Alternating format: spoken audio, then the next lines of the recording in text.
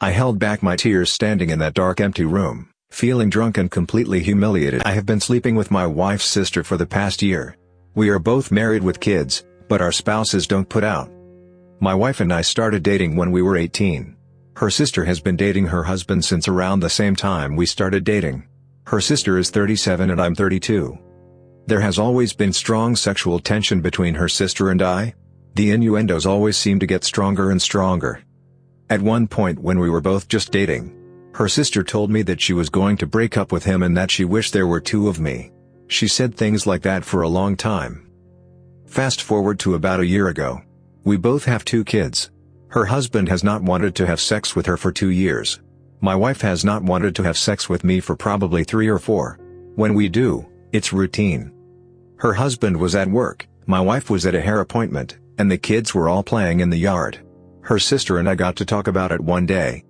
I said something like, "Do you realize I haven't gotten a BJ in 6 years?" She responded with, "Well, I haven't gotten effed in 7 months, so there." We were both in the kitchen, the blinds were down, and the sliding glass door was on the other side of the room. I just went for it and kissed her. She reciprocated and it turned into a 10-second makeout. She just smiled and goes, "How long have you been thinking about doing that?" I go, "About 15 years. She goes, "Me too." Then she goes, "Just to be sure, nobody needs to know, of course." I said, "Of course." She texted me that night and said she had been thinking about the kiss and how exciting it was because it was probably not the right thing to do, etc. We went back and forth on text for probably an hour. It went from playful to us texting each other that we had imagined having sex with the other one for a long time. I said something like, "Just be sure the next time you wear a dress or skirt in front of me you're not wearing any underwear so we won't have to waste time." She laughed and was like, "You wouldn't. You know this is just us texting back and forth because we're horny." Well, a week later, I stopped over there with the kids at 6 p.m. during the week.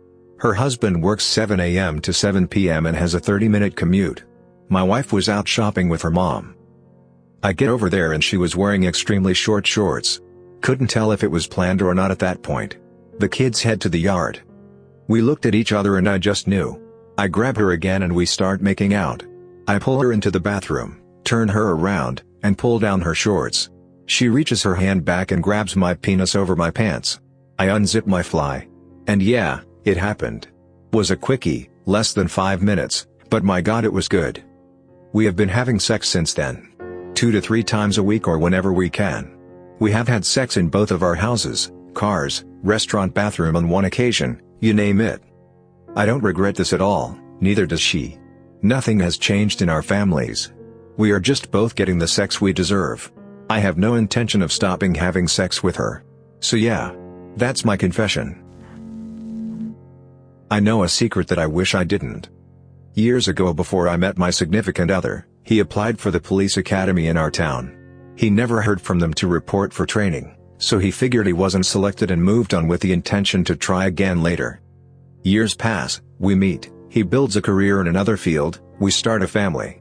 He hears that the PD is actively recruiting and he goes for the physical. He passes.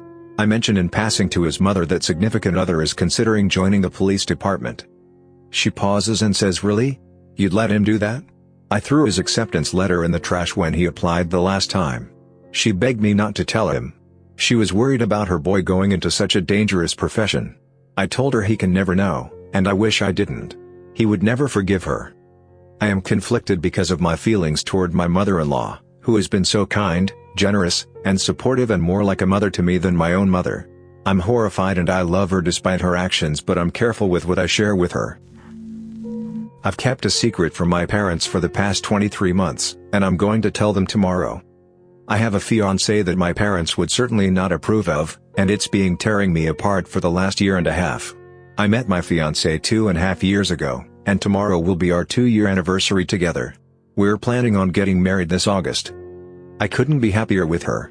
She's funny, smart, loyal, she loves me to death, and I feel it every day, and on top of all of that, the best bonus any guy can ask for, she's absolutely amazing in bed. The problem? My parents and I are Chinese immigrants. My mom and dad have a strong dislike for black people.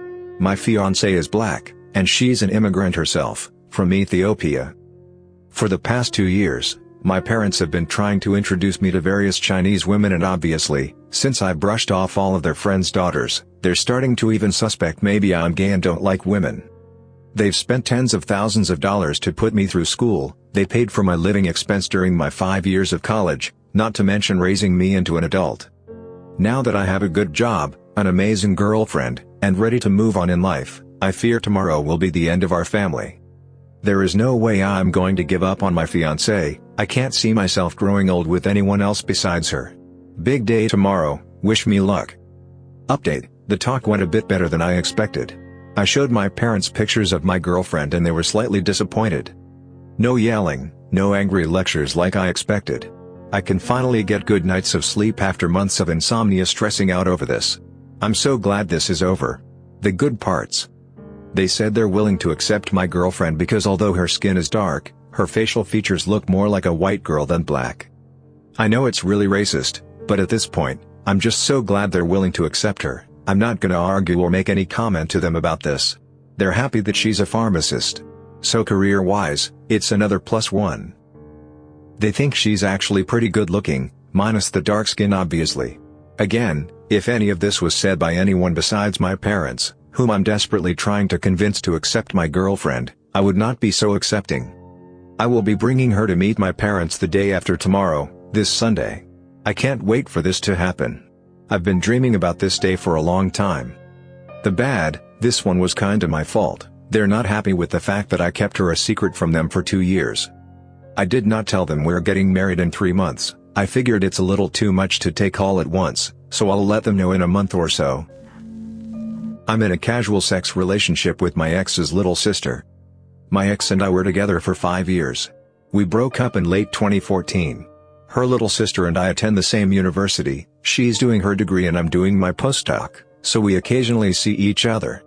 We're not particularly close, so most of the time we just smile and nod as we walk past each other and sometimes we exchange a few words. However, 4 weeks ago we were both getting lunch in the food court and we struck up a conversation. We ate lunch together and we exchanged numbers because I agreed to give her some of my notes. Later that night I sent her some of my notes. A few days after that she asked if I could help her understand some things. We talked over Skype but we were having trouble communicating, so I agreed to go to her apartment to help her the following morning. We wound up having sex that morning and then again a few days later. We both enjoyed our time together and we agreed to continue doing it on a regular basis. She is a little young, but she is beautiful and I really like her. I'm a little confused because I'm not sure whether what I'm doing is wrong or not. I'm also not sure if my ex would be upset or whether she would just brush it aside. We're both in agreement that our relationship is casual and that we will keep it private, but I am a little worried about her sister finding out. I lied. Your haircut makes you look like a man. Why the hell would you get a buzz cut? I know, it's cool and trendy. But what the hell am I supposed to do? I'm just supposed to pretend that you don't look like a man? And, of course, if I say anything negative or protest in any way I suddenly become the bad guy. How dare you try to control my body? Why on earth would you think that this was a good idea? When we had sex earlier today I had to fake an orgasm for the first time in my life because I genuinely felt like I was sleeping with some army soldier and just wanted it to be over. The feeling of running my hand through your prickly hair while we had sex made me want to vomit. I'm so angry at you for doing this. Part of me honestly just wants to break up with you and start again with another girl who doesn't do stupid shit like this. Your hair is going to take months to grow back. I date women because I am attracted to femininity and all of the things that come with it. If I wanted to be with an overly effeminate gay guy then I would be. I take care of you and do stuff for you all the time but you can't keep your hair long for me? This was so stupid and inconsiderate. I don't regret lying because you'd be furious if I told all of this to your face. I just hope that this is a dream and I'll wake up any minute. When I was 21, nobody showed up to my birthday party at the bar that I rented out. First off, I'm a guy, and I still think about this today and it makes me cringe inside thinking about it. It was sort of a low point for me personally and it makes me wary of the choices I make moving forward. Backstory: back when I was 20, I was pretty popular or so I thought. I had big groups of friends but not one best friend. I had what I thought great relationships with people, and I was the type of guy to be there for you. I was always going out to friends' birthdays, meetups and seeing them before they'd go out to college etc. Basically, I was a standout guy and was loyal to the bone. If you needed me to pick you up out of jail at 2 in the morning, I was the guy to call. I had your back. Story about the night. That night, I had reservations from a friend who knew the bar owner. They had their own personal bar in the back and they told me I could rent it out for free. I thought, great, this room is pretty big and has enough tables to sit about 35 people. I had personally invited 30 to 40 people a week prior and was excited about the aspect of seeing all of my friends and just getting completely wasted with them. Party was to start at 10, so I decided it's probably a good idea to get there a little late to make an entrance. Around 10:30 I get there, music is blasting but the back room is completely empty. The bartender asks me where my friends are at and I told them they all must be running late, trying to laugh it off with her. I stood by the bar staring at my phone. I got a couple of texts from people saying they'd be late or canceling last minute. Around 11:30 rolls around, still nobody, and I can see the bartender feeling bad for me, offering me free drinks throughout the night. I felt completely embarrassed and stupid just standing there alone on my birthday thinking I had all these great friends. Around 12:30, still nobody, not one person has texted me since, so around 1:15 I tell them forget it, I'm going home. The bartender put her hand on my shoulder, and told me to forget them and know who my real friends are. I held back my tears standing in that dark empty room, feeling drunk and completely humiliated. So many mixed emotions went through my head, but mostly embarrassed and betrayed. I went outside and called a cab and cried in the back on my way home. I got to my place and just sat on the bathroom floor for an hour that night, crying my eyes out like a little kid. Friends asked me about my birthday the following day, but I didn't even respond to them. I've gotten over it because I'm 26 now. It's still a hard thing to think about and muster.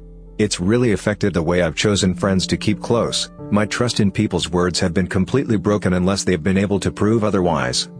I really don't expect anything out of anyone, and when they do I'm really caught off guard.